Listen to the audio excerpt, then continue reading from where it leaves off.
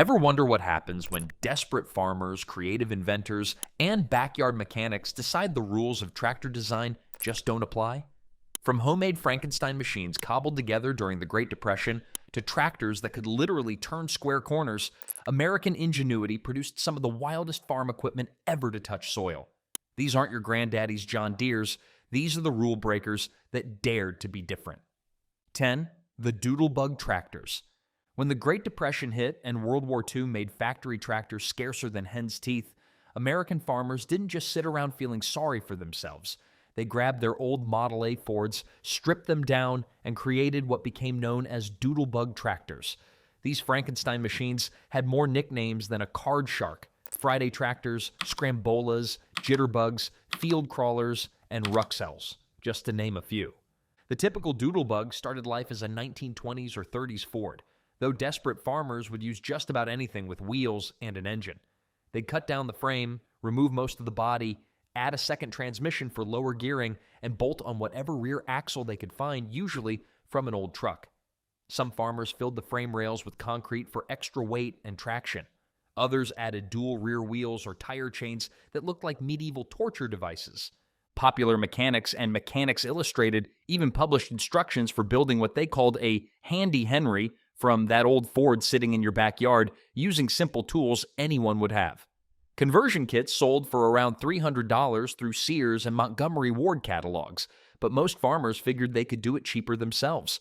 While factory tractors cost well over $1,000, a farmer could build a Doodlebug for less than $100 if he was resourceful enough. These homemade tractors were crude, dangerous, and about as refined as a bull in a china shop, but they kept American farms running when nothing else could. Today, Doodlebug clubs in New England still hold monthly meets where these contraptions compete in pulling competitions, proving that sometimes the best engineering comes from pure necessity. 9. The Happy Farmer Tractor. With a name that sounds more like a children's toy than serious farm equipment, the Happy Farmer Tractor, built in La Crosse, Wisconsin, was perhaps the most ironically named machine in agricultural history. An old saying went that a happy farmer owner had 2 happy days in his life: the day he bought it and the day he got rid of it.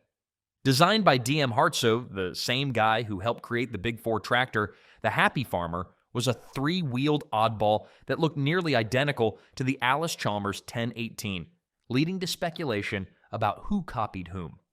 The tractor featured a horizontal 2-cylinder engine and weighed about 3,100 pounds, with that single front wheel giving it a lopsided appearance that made it look perpetually off balance.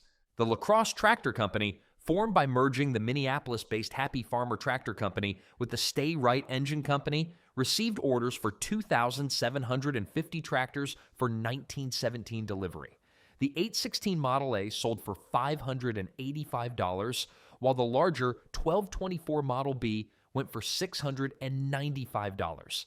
The company even painted a smiling farmer logo on the fenders, though owners rarely shared his enthusiasm. The Happy Farmer's fatal flaw was its open wheel gears positioned low to the ground, where dirt and debris wore them out faster than a farmer's patience. Parts of Wisconsin saw dealers refusing to take Happy Farmers as trade-ins. Farmers literally couldn't give them away. Some desperate owners stockpiled broken Happy Farmers just for spare parts. When the company finally went belly up in 1922, nobody was surprised. Today, finding a Happy Farmer tractor is like finding a happy farmer owner theoretically possible, but highly unlikely. Before we move on to the next one in the list, I'd like to ask you a small favor. If you're enjoying this content so far, please take a second to like this video and subscribe to the channel. Over 98% of you watch these videos without subscribing. Imagine what we could accomplish if everyone subscribed. It costs you nothing, but it makes a huge difference to us, thanks to all of you who do. 8. The Bryan Steam Tractor. When George Alfred Bryan of Peru, Indiana, decided to reinvent the steam tractor in the 1920s, he didn't just tweak existing designs, he threw out the rulebook entirely. While conventional steam traction engines operated at a leisurely 150-200 pounds per square inch, Bryan cranked his machine up to a terrifying 600 psi, making grown men step back when they heard that number.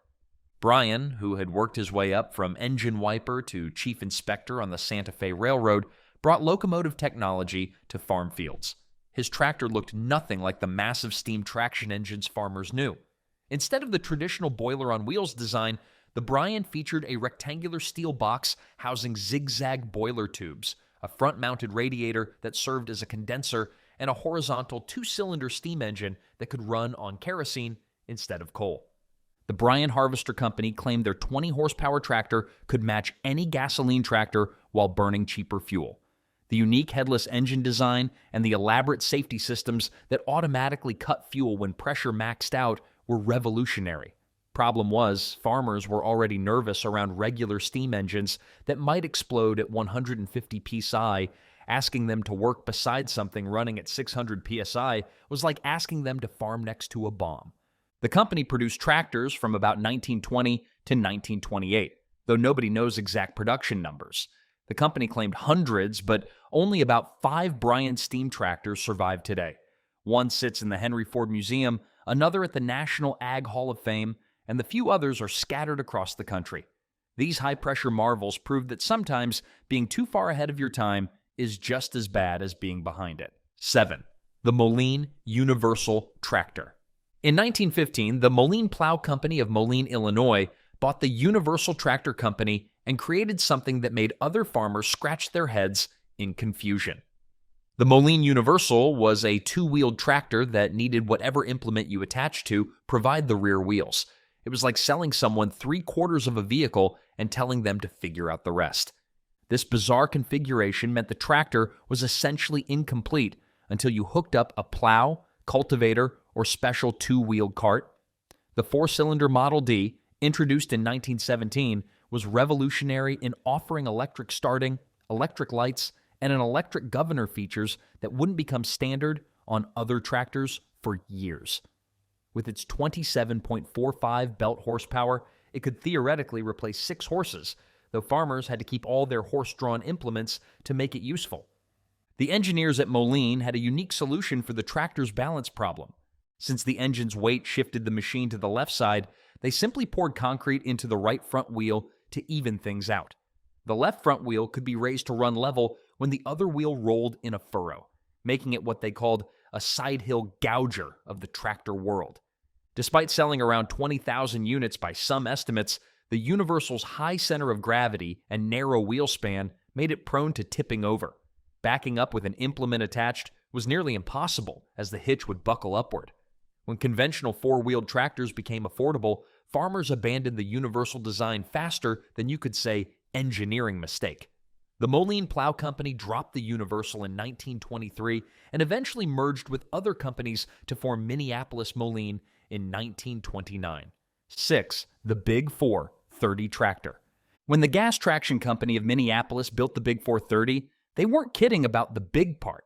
With rear wheels standing 8 feet tall and weighing in at 22,000 pounds, this monster made other tractors look like toys.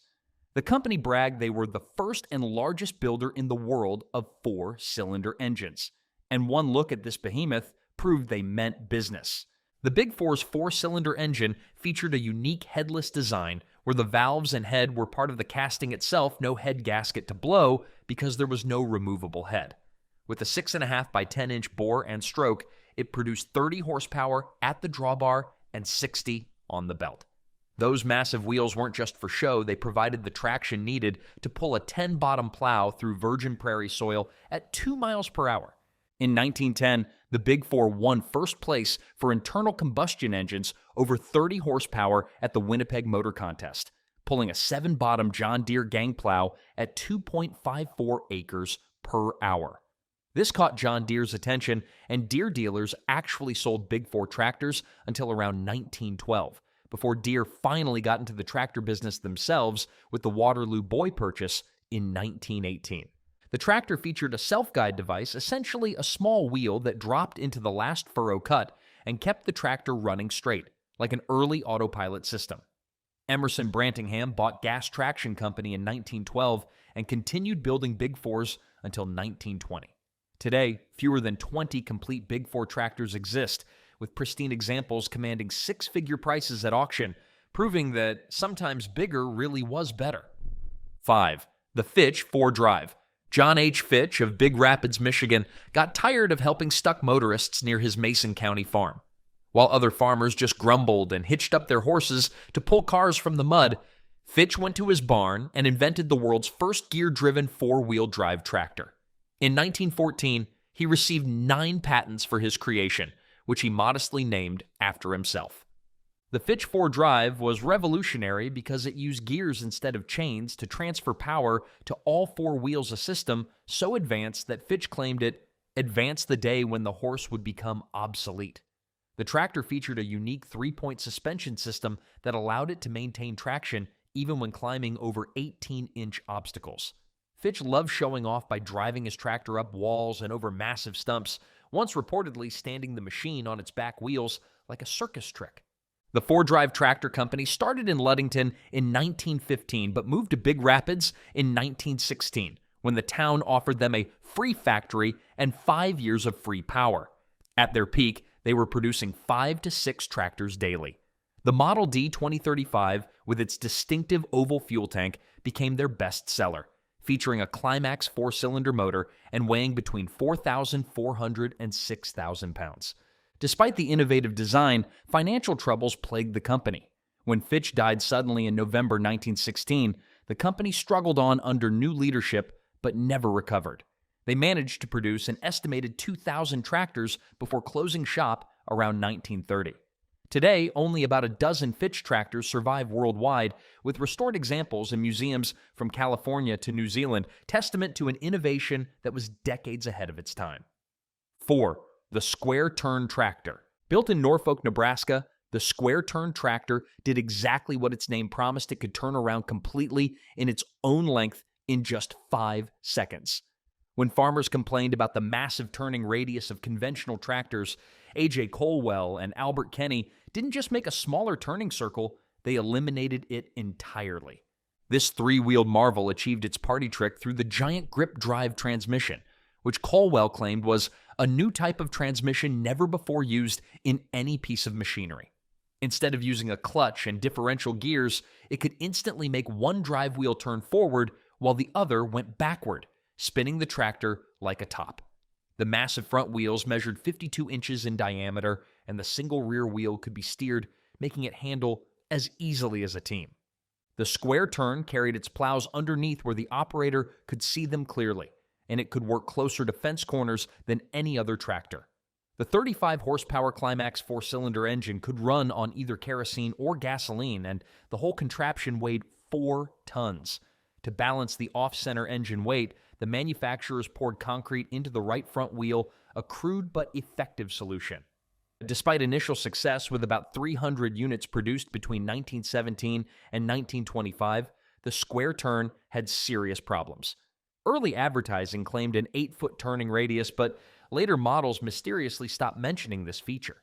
The high center of gravity and narrow wheelbase made it prone to tipping, especially during its signature spinning maneuver. When the factory closed in a 1925 sheriff's sale, it marked the end of Norfolk's only significant tractor manufacturer. Today, fewer than 5 Square Turn tractors exist, with one at Norfolk's Elkhorn Valley Museum that cost them $19,500 at a 1991 auction. 3. The Little Bull and Big Bull Tractors.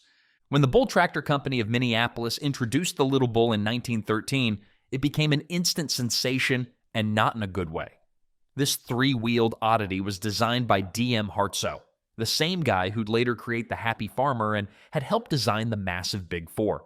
But with the Little Bull, he went the opposite direction, creating what became known as the biggest lemon in early tractor history. The Little Bull looked like someone had taken a wheelbarrow, strapped an engine to it, and called it a tractor. It had one large steel lug drive wheel that ran in the furrow, a smaller land wheel on the opposite side for balance, and a single front wheel with a spine down the middle to follow the furrow. At just $335, advertised as doing the work of 5 good horses for the price of 2 poor ones, it became the best-selling tractor in America within a year, with 3,800 units built. The problem? It was built like a toy, but expected to work like a workhorse. The 2-cylinder engine, rated at 512 horsepower, was woefully underpowered. Critical parts were scaled down proportionally from larger tractors, making them about as strong as toothpicks. The oiled parts sat low and exposed, turning into dirt magnets. Farmers who'd been promised a 5-horse replacement found themselves with expensive lawn ornaments.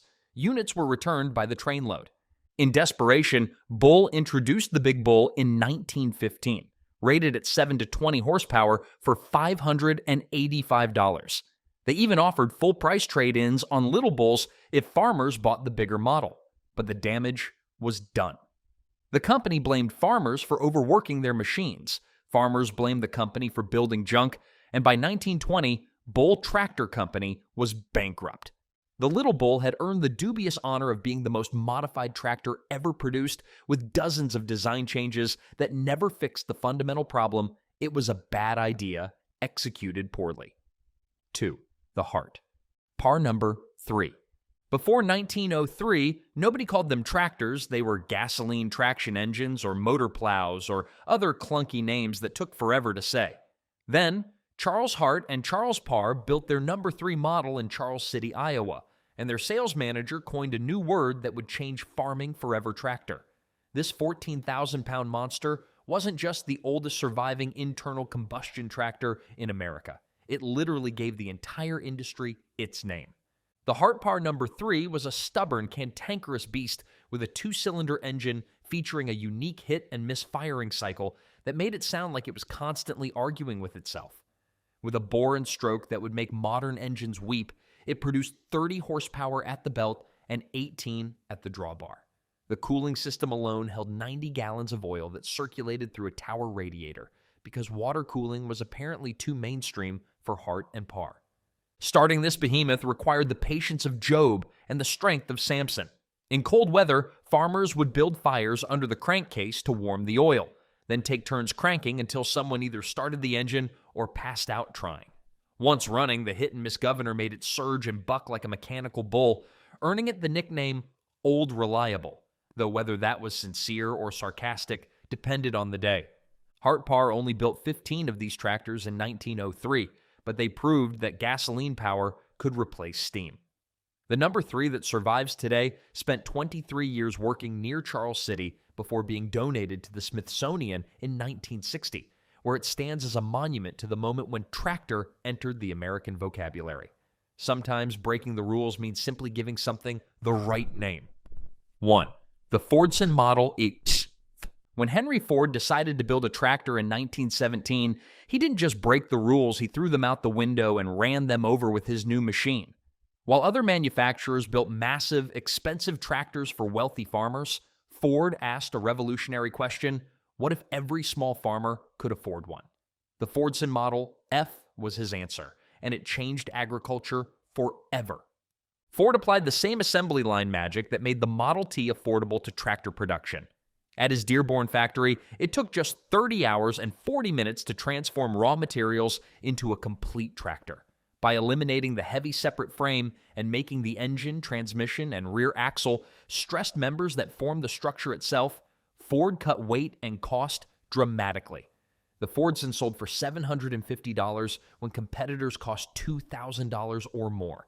The impact was immediate and staggering. In 1918, Ford produced over 34,000 tractors. By 1923, an incredible 75% of all tractors sold in America were Fordsons. At $395 after Ford's aggressive price cuts, it finally cost less to buy a tractor than to feed a team of horses for a year.